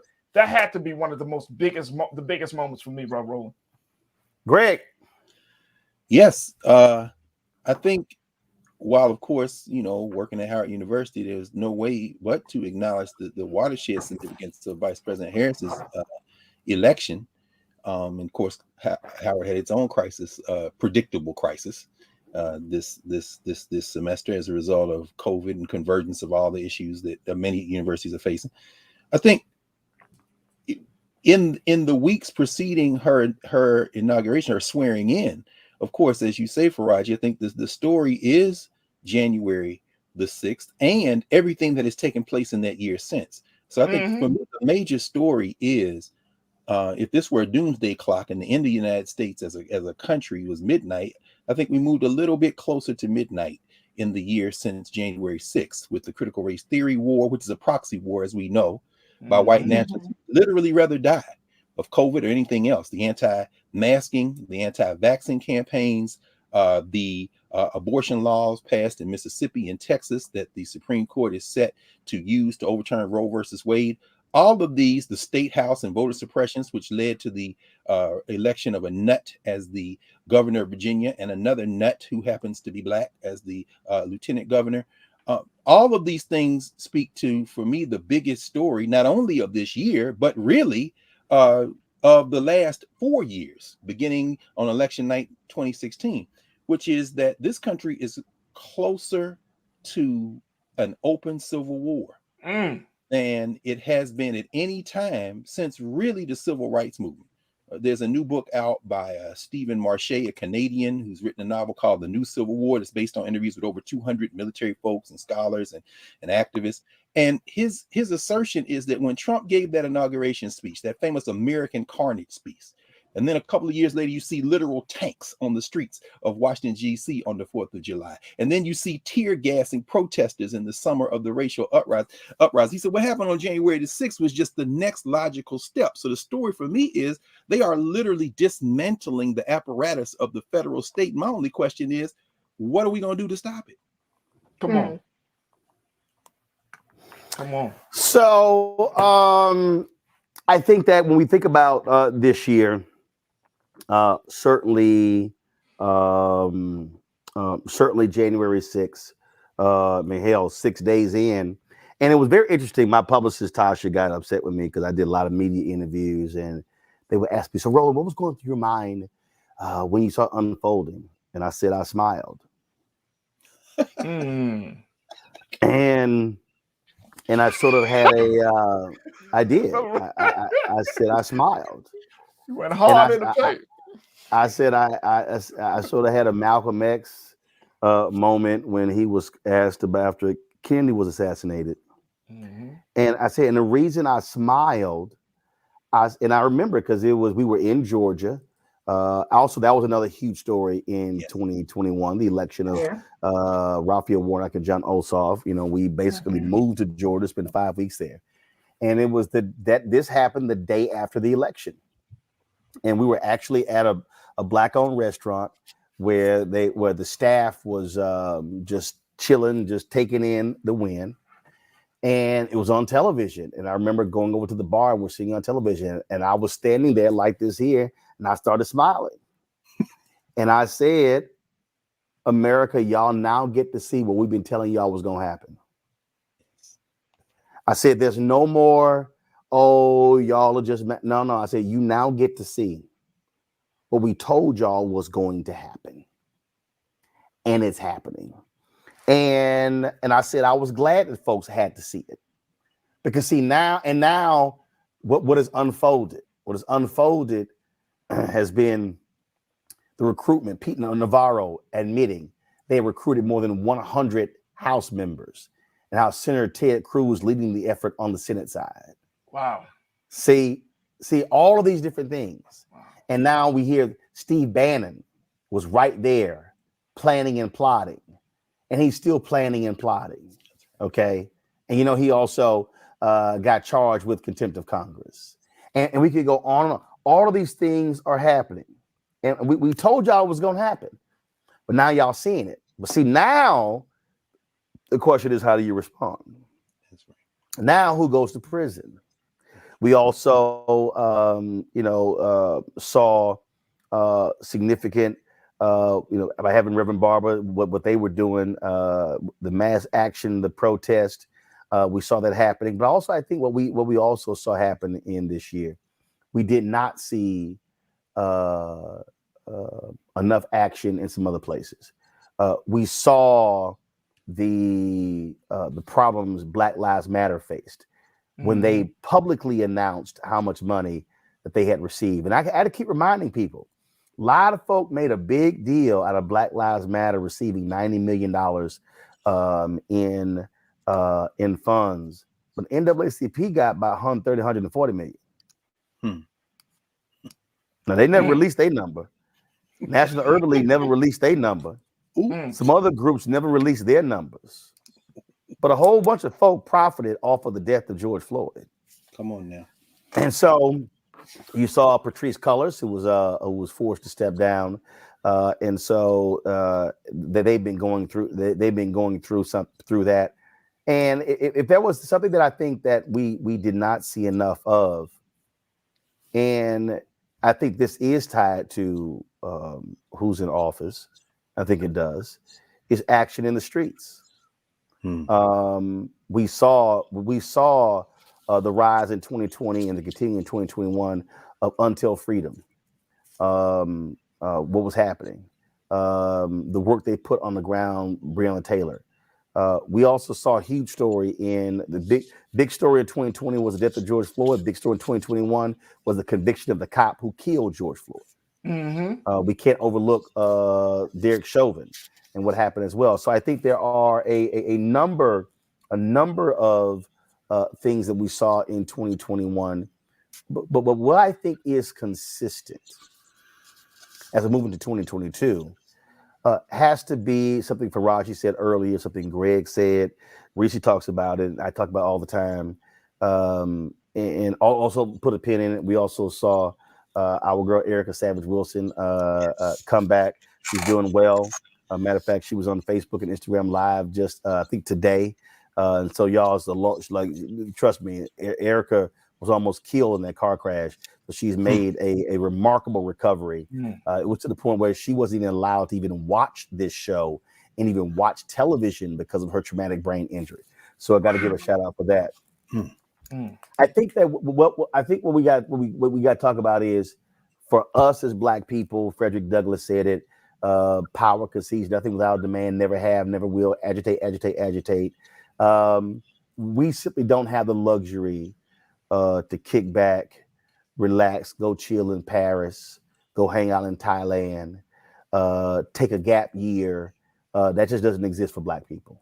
It just doesn't. And I think we have to understand that we are in a constant pursuit of tearing down Jim Crow, burying Jim Crow, fighting white supremacy, because we are in a battle for our future existence. In the first quarter of 2022, my book will be coming out called White Fear. We'll be dealing with that. And why is that important? Because that's what we're in the middle of. And I think that what we have to recognize, Reese, is that we also have to be, I think, far more strategic and smarter in recognizing the white right buttons that are pushed, and then how we respond to those buttons being pushed. I got a email today of Simone Sanders' last day working for the vice president. When she was on CNN, I remember that was a segment that Corey Lewandowski was on, and it was Simone, I think Angela Rye, and it was like one of the panel of 8 people. And they had this panel, and they were discussing something, and Corey threw something out, and then Angela Simone jumped on that thing and took the whole conversation away. So I remember I ran into Simone, I was walking down the streets of DC, and we were she's like, well, I got something I want to run by you. I said, well, look, I'm busy. You can carry my bag and follow me where I'm going. So she did. So we I think we went to an ice cream joint. We sat down. She's like, man, that segment was great. I said, no, it wasn't. It was trash. She's like, what? I said, it was trash. I pulled my laptop up. I said, let me show you just what happened here. I said, this was a conversation. Corey Lewandowski threw something out. Y'all chased him down that rabbit hole, changed the whole conversation. I said, watch. And I played it and I rolled it back. I said, see, what you should have said to him was, Corey, nice try. We'll discuss that tomorrow, but this is today's topic. She was like, wow. So I think, Reese, when you look at because I said this about critical race theory, the moment it happened, I warn everybody, don't chase that down the rabbit hole. That's right. It had nothing to do with critical race theory. It had everything to do with getting white folks angry for the 2020 elections. And folk chased it, and I'm like, played right into their hands. Mainstream media went right behind. No, we need to explain what it is. No, you don't. They already know what it is, but you're playing their game. And so I think one of the things that we have to do is be very strategic, not playing their game, but always executing our strategy in our game. Whew, you're absolutely right. You're absolutely right. I think we see it in terms of playing their games and playing into the hands of Republicans.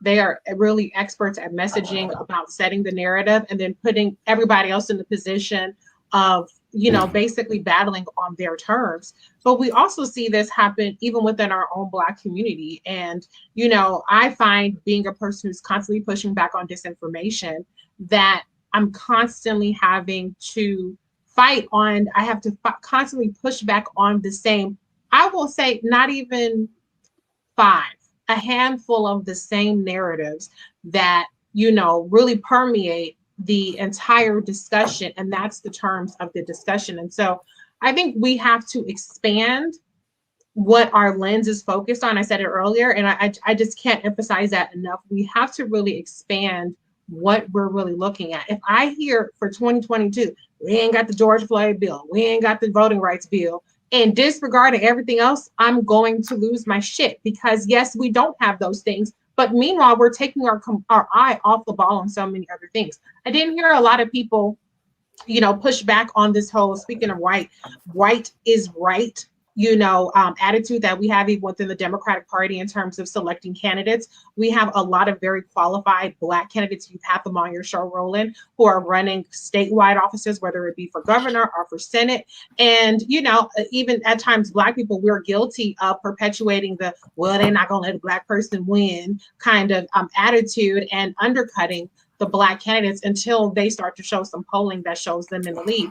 And so 2022 is going to shape up to be a big year. And we don't have to just fight against the white supremacist narratives that are going to really set a lot of the discussion in the mainstream media. We have to fight against the, I'll call it Black on Black crabs in the barrel narratives that really cause us to undercut our own, even within our own community, because 2022 is going to be about formal voter suppression, meaning, that going in through the laws that are passed at the state legislature, but also in what's happening in social media. And the last thing I'll say is, I saw the CBC wished a Merry Christmas, and all of the comments under there were Black purported accounts who were just trashing them, talking about reparations, which everybody in the CBC actually supports, and a number of other things meant to really undercut the CBC and make it seem like they're do nothing.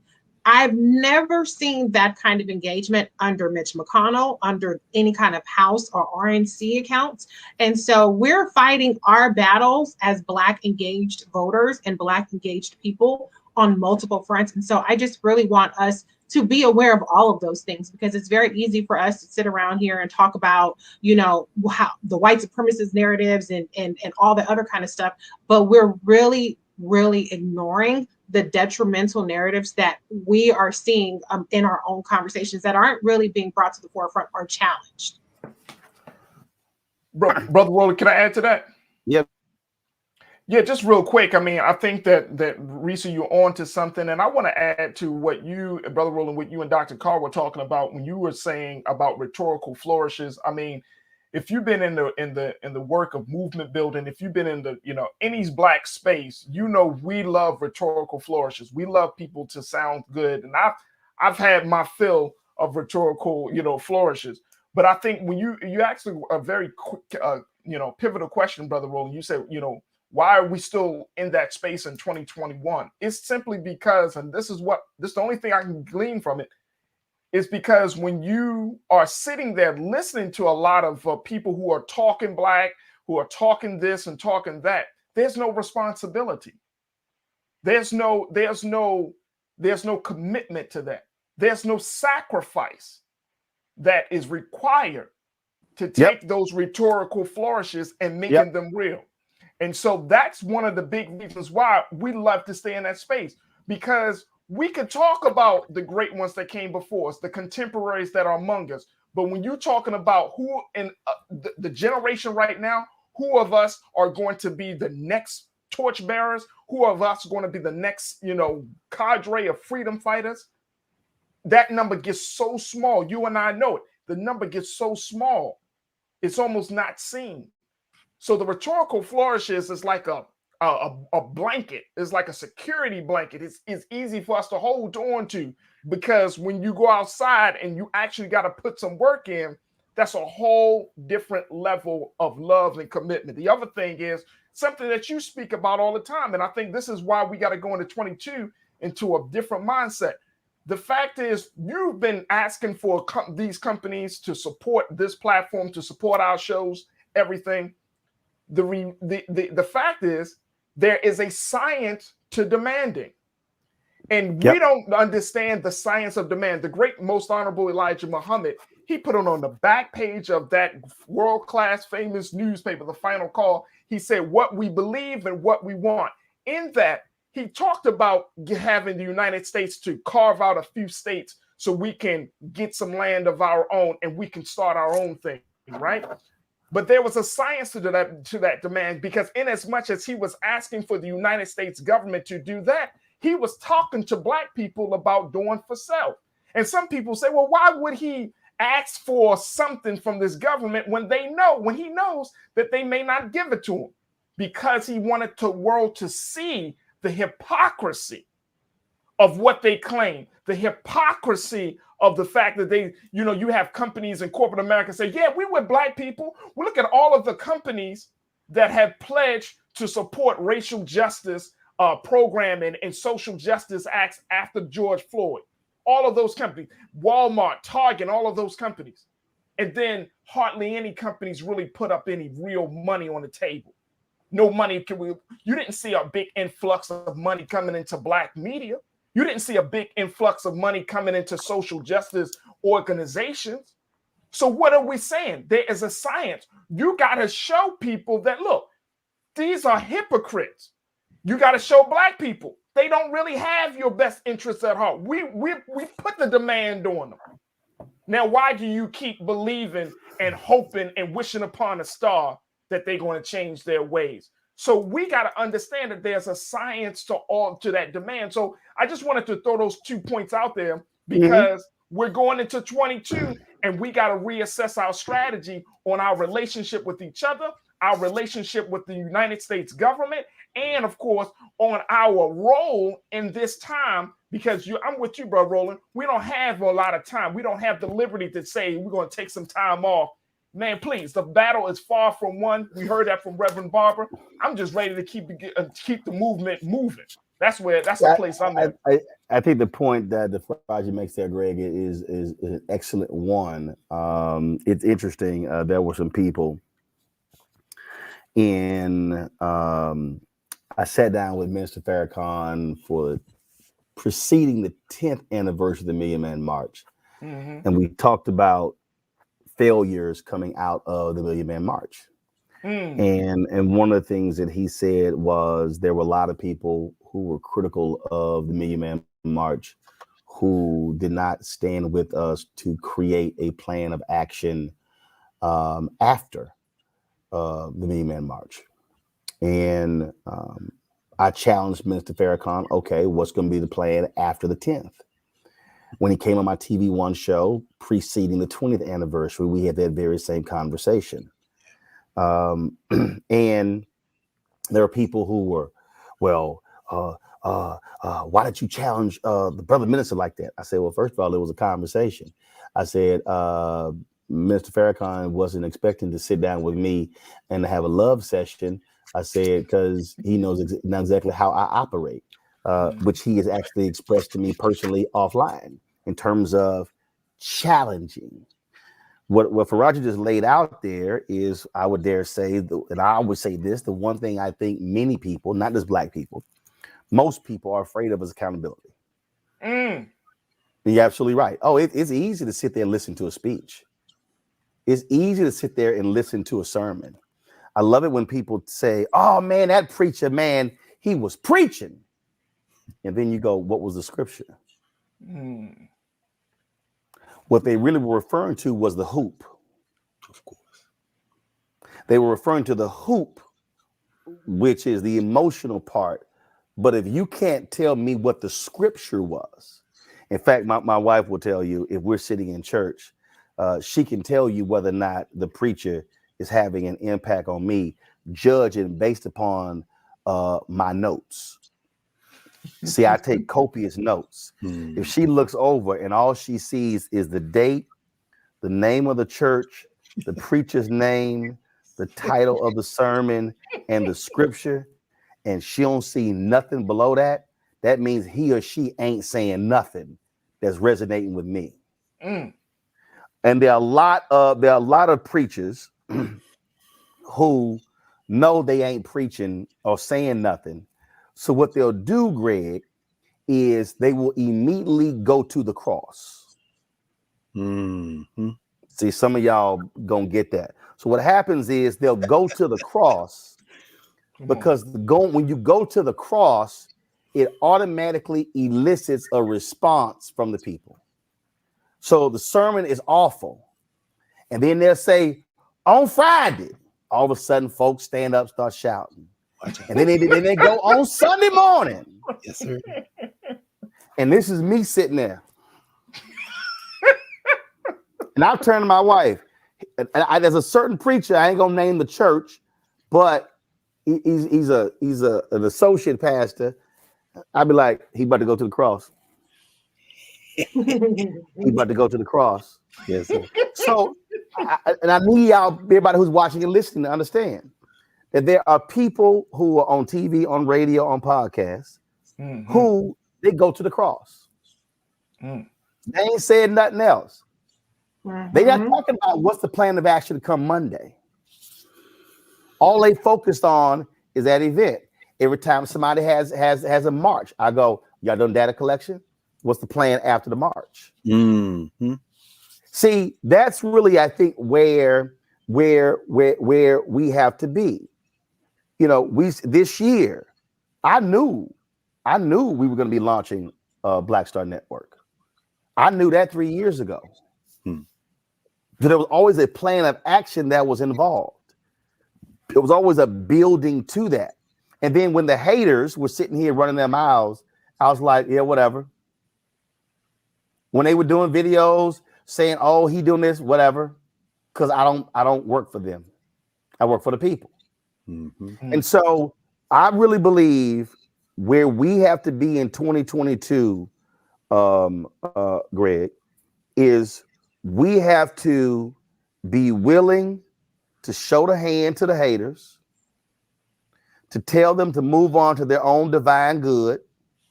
So if they want to go talk, go on talk. Come on. Go on talk. Because they hit me up. They like, man, you need to come on so-and-so page. Man, she killing you. Why am I going to talk to a fool? Why am I about to invest time, energy talking to a fool? No, where we have to be, if we are serious about Black advancement, then we've got to be serious about not only announcing something on Monday, Tuesday, Wednesday, Thursday, Friday, but we got to be focused on what's the plan for the next day. That to me is really what our goal has to be in 2022, Greg. Yes, sir. And it's more than just words, it's action. And you've shown us with your action, Roland. And you told that story many times in this space in TV One. You know, the first time that we met was an argument, but it wasn't an argument. It was just two brothers who began to get to know one another, because underneath any disagreement, agreement, is love. And what people have to understand is, I don't know anybody who works harder than you do. And all of those hours, except for the handful that you spend in this public facing space, are done out of the view of people, but they're done with love. I've seen you in all kind of circumstances. We watched you in Georgia with your arm draped around that little boy. We seen you in the streets. We saw you down there in Atlanta risking your health and having a bit of a health scare, which is why you in quarantine with all those young brothers and sisters come from South Carolina State and Jackson State. That's love. You can't fake that. And, you know, I don't know what a conservative Christian is. I think that's an oxymoron. If I understand Christianity, in fact, you can't be conservative and Christian. So when you say they go to the cross, and you know, I'm a Southerner like you, so I know what that means, brother, when they go to the cross. But it seems to me, and I might be misremembering scripture, but it seems to me that Christ was hanging between two people that day on Calvary. And what he had said in the words of the Reverend James Cleveland, so, well, if you are the Son of God, why don't you come down off that cross? Christ seemed to, I'm not going to put attribute actions to the Christian Savior, but it seemed like he gave a little bit of the hand to that guy, because the other guy said, well, I don't know whether you are or not, but if you're coming into your kingdom, remember me. And Christ said, this day you will be with me in paradise. And I seem to remember old song we used to sing, must Jesus bear the cross alone and all the world go free? No, there's a cross for everyone. And there's a cross for me. So if you're a true Christian, if you're a true Muslim, if you truly believe in the Odu Ifa, if you're a practitioner for real of Odun or Karamble or Santeria, any of our spiritual traditions out of Africa, then you know it's not rhetoric that you must do for the least of these. William Barber risking his physical health every day. It isn't just his physical health. He needs bodyguards. You know why? Because the state is not going to go quietly when they are serving the interest of the money changers, the same class that Christ put out of the temple. Again, if I'm remembering my scripture correctly. And so what you're doing and what you've been doing with this plan is that you're working and have been working out of love and sacrifice so that the rest of us would be around in a space that can help bring our people together. And sometimes, I mean, you have the gift of speech. There was another man I remember who became an ancestor since we were here last year, the great Bob Moses, who was a man of very few words. And I knew Bob Moses. When Bob Moses spoke, people listened to him because he was doing his work out of love and sacrifice. Melvin Van Peebles used his camera, but people watched and understood that while they may not agree with everything Melvin Van Peebles filmed, they certainly went to see it and support it because he was filming and making out of love. Gloria Richardson, the same way, standing down those bayonets in her home in Maryland, Cambridge, Maryland. Eloise Greenfield, the children's author, all of the ancestors who made transition. Glenn Ford, the journalist, Cicely Tyson, the actress, Bunny Wailer, the musician. Even a man like Franklin Thomas, the first black head of the Ford Foundation. Well, this bourgeois Negro is in these suites. No, Franklin Thomas was like, I came out of Bed-Stuy. And when you see me, you see everybody who grew up in that community. What the Black Star is doing is reminding us that it doesn't matter how much money you have. It doesn't matter how many words you speak. At the end of the day, we know you by your deeds, and your deeds, if they are done in love, will insulate you from all those haters who may be hanging on the cross next to you. Come on. Let me, the point that Greg just made, my frat brother and I, Todd Brown, we always have this conversation. And Greg alluded to this earlier, that there are a lot of people who are black, who are in it for self. That's right. As opposed to in it for community. That's right. And so I think it's important for us to understand there's a difference between people who love themselves as opposed to who love black people.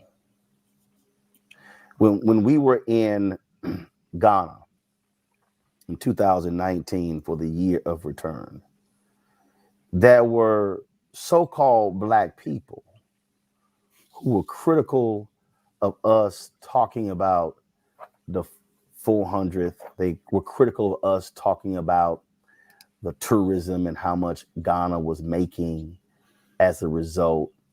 And they said we should have only been focused on black people in America. And they start coming up with new names and new acronyms and all of that stuff. And I remember talking to Brother Conrad Worrell, who gave his last interview to Mark Thompson and I. He knew he was dying before the election, and he implored black people not to vote for Donald Trump, but to vote for Joe Biden. And I think about these people. I see a bunch of them on the YouTube chat, some on the Facebook chat. Oh man, you be telling folks to vote for Democrats? No, I say to vote for black interest. That's right.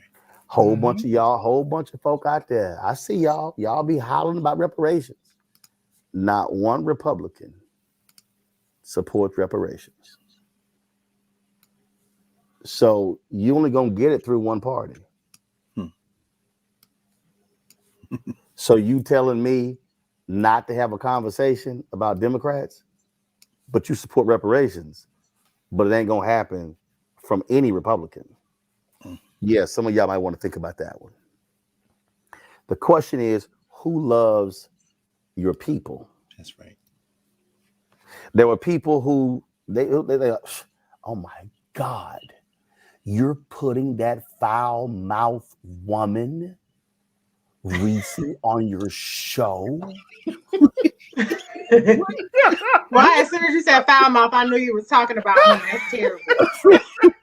They were like, what are you doing? Are you crazy? All that woman does is cuss. And then when Reese came on the show, Reese actually self-conformed. And I was like, what you doing? No.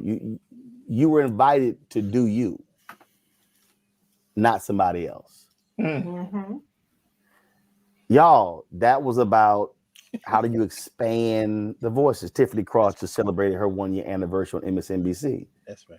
Her first time in front of the camera was on my show.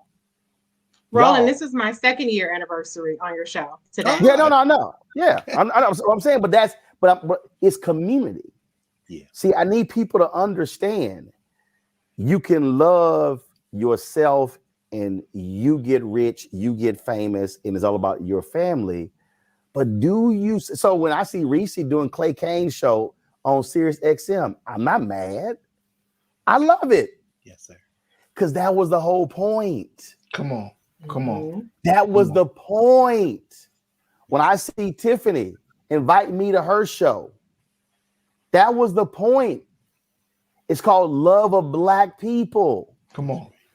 And when we're celebrating our folks who've gone from elders to ancestors, or when we're talking about people who are doing great things today, the question is, do they love Black people? That's it. Or do they only love themselves?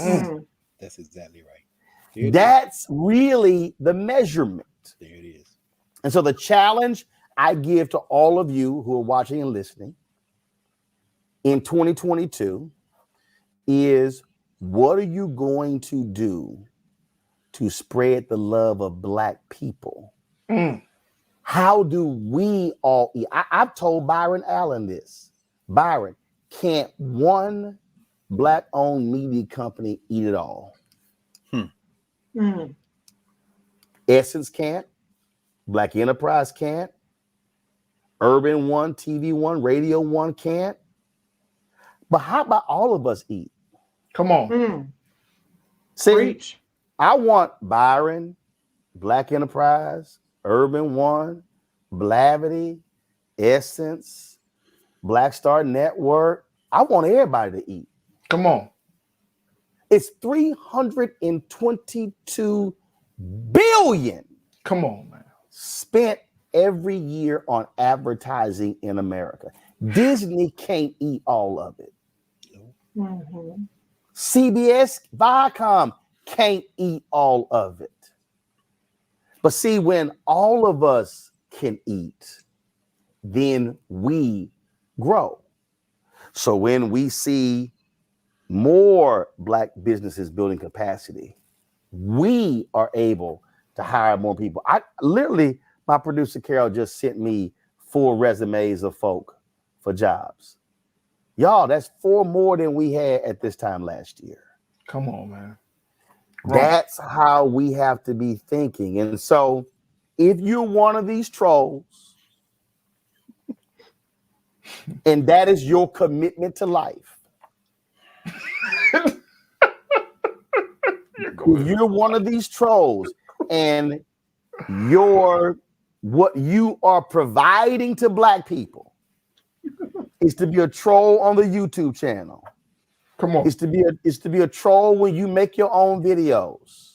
Go on talking to win. And if you one of those folks who watch them and listen to them, don't come tell me what they got to say, because I don't give a damn. In fact, I'm gonna end up blocking your ass. Because what we as Black people can ill afford going into a new year is to be defined and held back by mess. That's right. And messy people. That's right. I don't care how fine dressed you are. Come on, man. I don't care how fine you are as a person. I don't care how cute your face is, how melodious your voice is. If you are full of mess, then you're full of shit. Those two meanings mean the same. full of mess and full of shit means the exact same thing. And so I want our goal to be to build a stronger community. We wanted to hit right now. We got 24,415 people who have downloaded our Black Star Network app. I would love for us to hit 25,000 by midnight by 11:59 p.m. on December 31st. Y'all, that's what this is all about. When did Black Star launch? It was 2020, We launched 2019. September 4th, 2021. Oh, that's the story then. I guess maybe that's so in 3.5 months. Again, we're there, and so we're gonna keep building. We're gonna keep building, y'all, because that's what this is about. This is about the absolute love of Black people. That's why we created the show. That's why we have the network. There are four shows that we're launching. They've been in development for the past 2 months. We're launching those in January. There are 4 more we're going to launch in 2022 as well. And so that's where we're going. And so thank you for all of y'all who've been on along for the ride. Thank Faraji, Reese, and Greg. We're going to end this show, the final show of 2021, with a look back at some of the amazing people, brothers and sisters we've lost. If we left somebody off, charge it to our head, not to our heart. I've been posting a lot of images on my Instagram page from my archives of folks we've lost as well. And we've lost a lot of phenomenal people. But remember, there are a lot of phenomenal Black people you've never heard of. And our goal is to bring them to you and to show you what they're doing. And again, if we can just continue to create more phenomenal brothers and sisters who are doing things for the love of our people, then we would indeed be a much better community. Folks, y'all have a great end of 2021. I'll see you guys on Monday. And on Monday, you want to tune in because I will be debuting our brand new offices. They are complete. You will see exactly what we have been doing. And trust me, you do not want to miss Monday's show. I guarantee you don't want to miss. You can see how we built out and how you have played a huge role in us building out our brand new offices of Roland Martin Unfiltered and the Black Star Network, located on Black Lives Matter Plaza in the nation's capital, Washington, D.C., 2 blocks from the White House. Folks, that's it.